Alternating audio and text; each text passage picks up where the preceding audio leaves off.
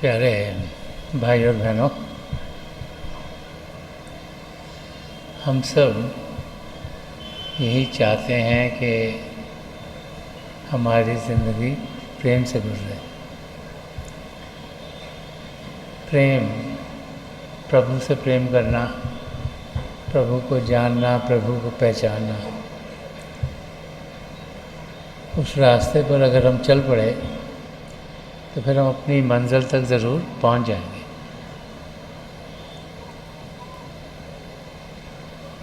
इंसान जब इस धरती पर जीता है तो मन इंद्रियों के घाट पर ही रह जाता है।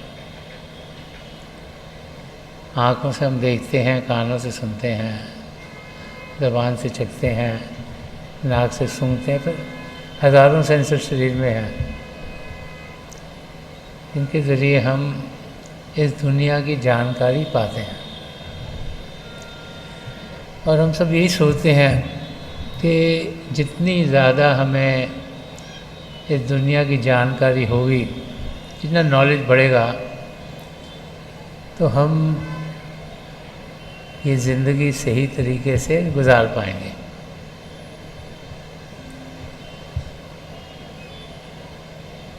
महापुरुष जब भी इस धरती पर आए हैं, बार हमें समझाते चले आए हैं कि हम इस दुनिया का नहीं, इस दुनिया के आगे कुछ और भी है, उसकी जानकारी पाने के लिए यहाँ भेजे गए हैं। ये जब मानव चोला हमें मिला है तो बड़ी बरकतों से मिला है। इसका मकसद सिर्फ मन इंद्रियों के घाट पर जीना नहीं है। इस धरती पर हम भेजे गए हैं, ये हमें सेंसस दिए गए हैं ताकि इस धरती पर हम जी सकें, लेकिन मकसद हमारा कुछ और है।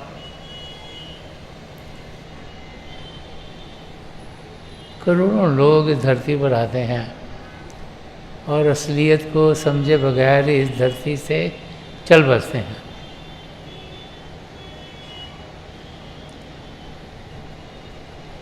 महापुरुष जब इस धरती पर आए, उनका मैसेज एक ही था कि हे इंसान, तू अपने आप को जान। सेल्फ रियलाइजेशन, कि हम जाने कि हम हैं कौन। अगर इस सवाल का जवाब मिला नहीं तो आगे करना क्या है वो हमारी समझ में आएगा ही नहीं। सबसे ज़रूरी है कि हमें मालूम हो कि हम कौन हैं। जब भी मालूम हो जाएगा कि हम कौन हैं, तभी फिर कहाँ पर हमने जाना उसका सवाल पैदा होता है। अगर इंसान को मालूम ही ना हो कि वो कौन है, तो फिर कभी यहाँ पे भटकेगा, कभी वहाँ पे भटकेगा, कभी वहाँ पे भटकेगा।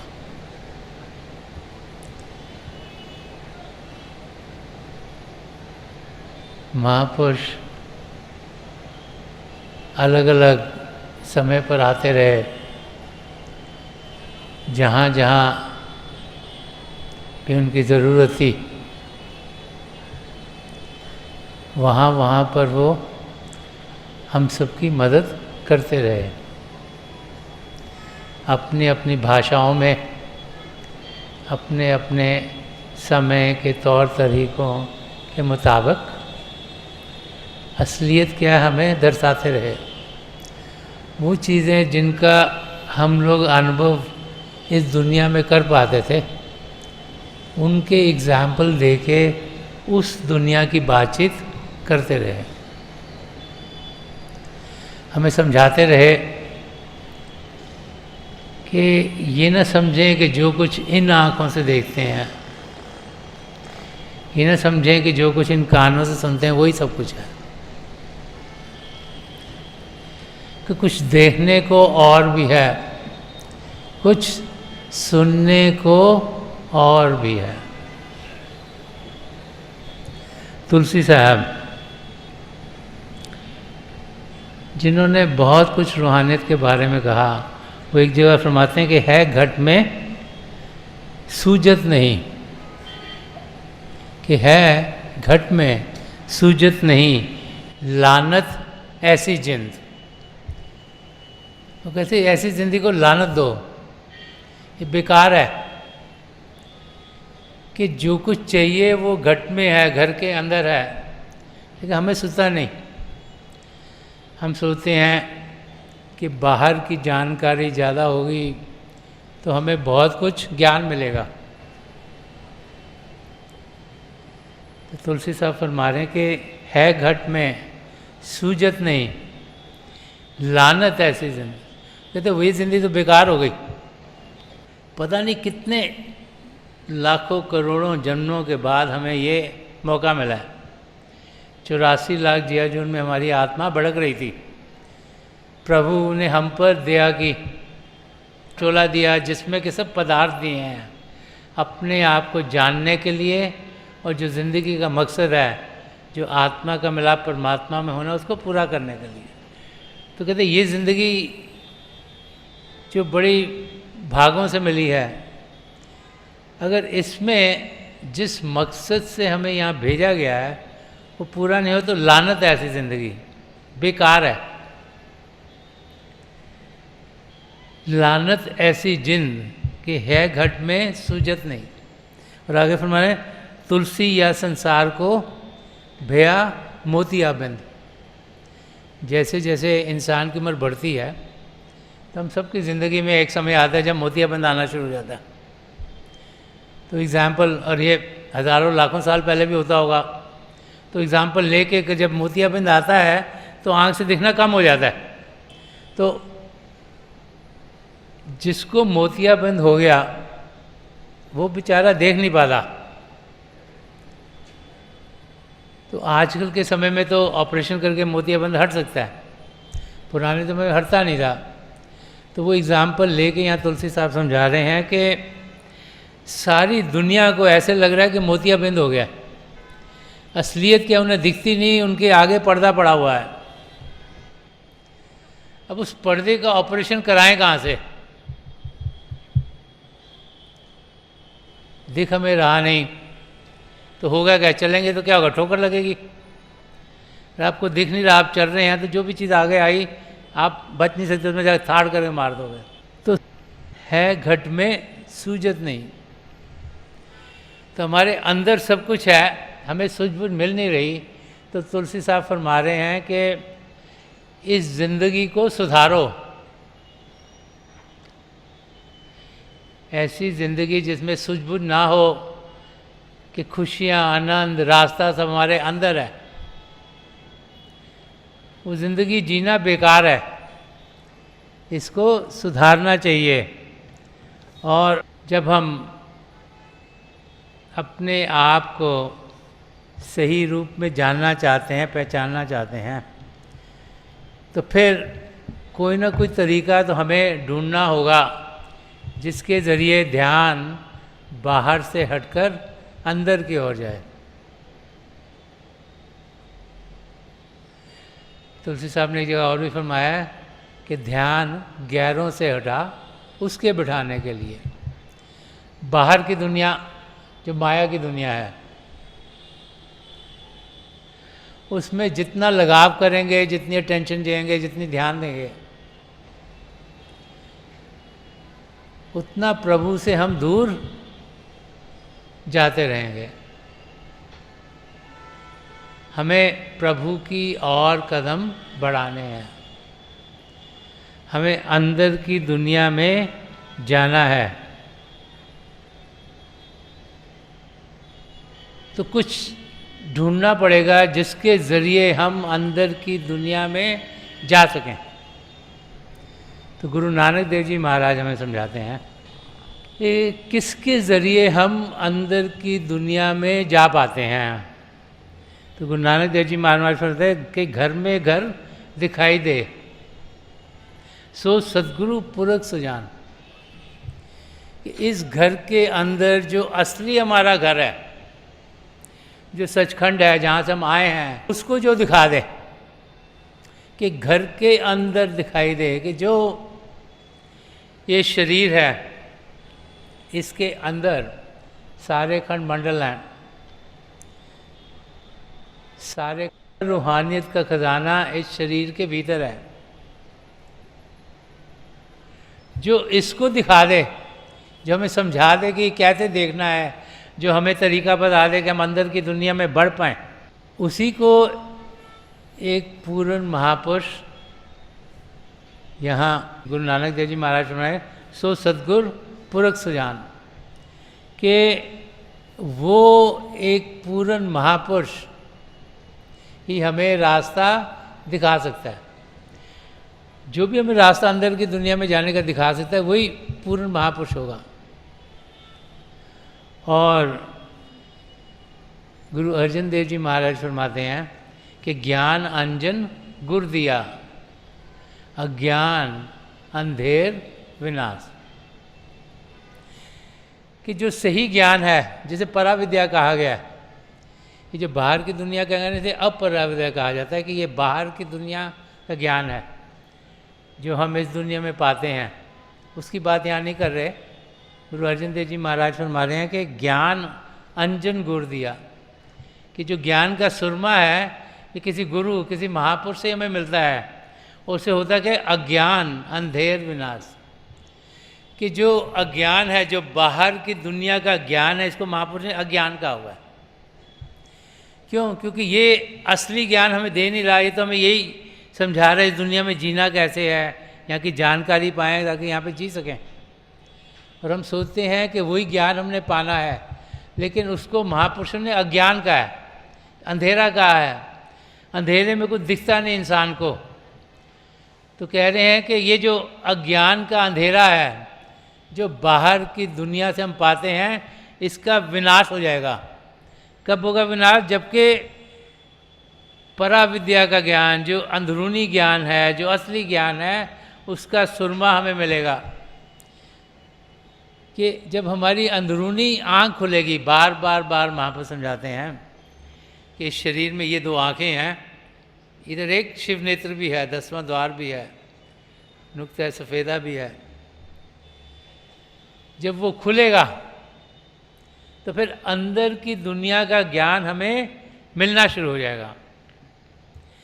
तो वो ज्ञान ढूंढने के लिए बार बार इंसान कभी यहाँ जाता है, कभी वहाँ जाता है, कभी वहाँ जाता है। उसे समझ में नहीं आता कि कहाँ से उसे वो ज्ञान मिलेगा, तो उसे वो ढूंढता रहता है। तो संत दर्शन सिंह जी महाराज, जिन्होंने बहुत कुछ रूहानियत के रास्ते के बारे में फरमाया, और फरमाया कि हम कैसे अपने आप को सही रूप में जान सकते हैं, कैसे हम अपनी मंजिल की ओर बढ़ सकते हैं। तो उन्होंने एक जगह फरमाया है कि हम लोग प्रभु की खोज में चल रहे होते हैं। हम लोग सदा सदा का सुख चैन पाना चाहते हैं, हम लोग अपने आप को जानना चाहते हैं। तो हम कभी यहाँ से जाके पता करते हैं, शायद यहाँ पे हमें असलियत मिल जाएगी, कभी यहाँ पर जाते हैं शायद यहाँ मिल जाए, कभी इधर जाते हैं शायद इधर से मिल जाए, कभी उधर जाते हैं शायद उधर से मिल जाए। हम में से हर एक इंसान सर्च कर रहा होता है, ढूंढ रहा होता है कि कोई रास्ता मिले असलियत की जानकारी पाने का।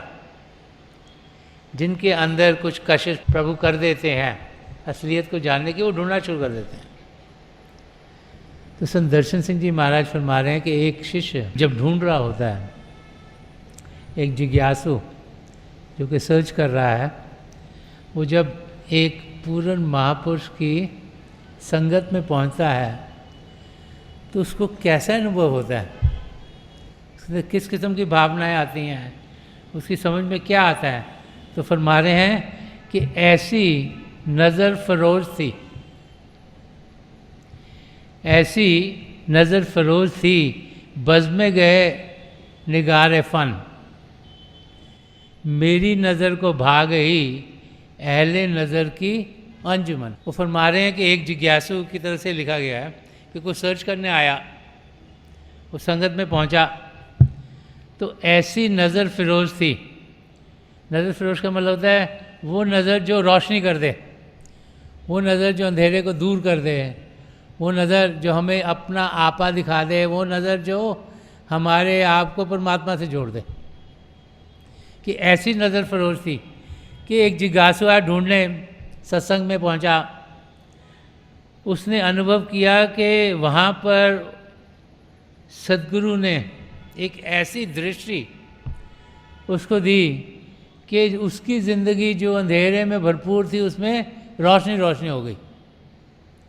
कि ऐसी नज़र फरोश थी, बज़्म गए निगारे फ़न। समझा रहे हैं कि जो ये सत्संग की महफिल सजी हुई है, इसमें जो सद्गुरु हैं उनका करिश्मा ये था कि जो भी वहाँ पहुँचा है उसकी अंदरूनी आँख खुली, उसकी ज़िंदगी में रोशनी आई, उसको सदा सदा का सुख चैन मिलना शुरू हो गया। और हमारा इसीलिए वो कह रहे कि मेरी नज़र को भा गई अहले नज़र की अंजुमन। कि जो पूर्ण महापुरुष की जो महफिल थी, जो उनकी संगत थी, वहाँ पर जाकर मुझे सब कुछ अच्छा लगना शुरू हो गया। अच्छा क्यों लगना शुरू हो गया? कि जो मैं स्ट्रगल कर रहा था, जिसमें हलचल में था, वो सब शांत हो गया। जो मैं दुख दर्द लेके वहाँ पहुँचा था वो दूर हो गया। जो मेरी नज़र साफ नहीं थी, जिसके आगे मोतियाबिंद था, वो हट गया, ताकि असलियत की मुझे जानकारी होनी शुरू हो गई। और मैं उस रास्ते को पा गया जिस रास्ते को पाने के लिए पिता परमेश्वर ने मुझे इस धरती पर भेजा था। तो संत दर्शन सिंह जी महाराज हमें समझा रहे हैं कि जो एक जिज्ञासु, एक सीकर जब कोई ढूंढ रहा होता है, एक ढूंढने वाला जो सच्चाई ढूंढने के लिए आता है, जब एक पूर्ण महापुरुष की संगत में पहुंचता है तो उसको अंदर से क्या अनुभव होते हैं। और आगे फरमा रहे हैं कि निगाहे साकिए अजल अजब करिश्मा साज थी। समझा रहे हैं कि जो सद्गुरु की निगाह थी, जो कि असली काम करने वाली थी। दुनिया में तो इंसान बहुत से काम करता रहता है, जैसे पहले पढ़ना लिखना है, फिर कहीं पे नौकरी करनी है, काम करना है, या बिजनेस करना है, तो ज़िंदगी भर आदमी काम करता रहता है, काम करता रहता है, काम करता है। लेकिन क्या वो असली काम है? असली काम हमारा अपने आप को जानना पहले, उसके बाद उस आत्मा को उभार देना है, उस आत्मा को उड़ान देनी है, उसे प्रभु के साथ जोड़ना है, इसी ज़िंदगी में आत्मा का मिलाप परमात्मा से करवाना है। वो हमारा काम है, असली काम वही है। तो समझा रहे हैं कि ऐसे सद्गुरु जो कि असली काम जो हमारा है वो दिखाते हैं, समझाते हैं, करवाते हैं हमसे। तो अजब करिश्मा साथ थी कि एक ये मैंने करिश्मा देखा। यही यहाँ संत दर्शन सिंह जी महाराज फरमा रहे हैं कि एक जिज्ञासु है तो कह रहे मैंने संगत में आके क्या देखा? एक करिश्मा देखा कि यहाँ पर तो सभी को असली काम सिखाया जा रहा है। यहाँ सिखाया जा रहा है कि करना क्या है, कैसे अपने आप को जानना है, किस तरीके से ध्यान बाहर की दुनिया से हटाकर अंदर की ओर करना है, कैसे हम अभ्यास करें, कैसे भजन सिमरन करें, कैसे शरीर को शांत करें, कैसे मन को शांत करें, ताकि हम अंदर की दुनिया में बढ़ पाएँ और अंदर की दुनिया की जानकारी पाएँ।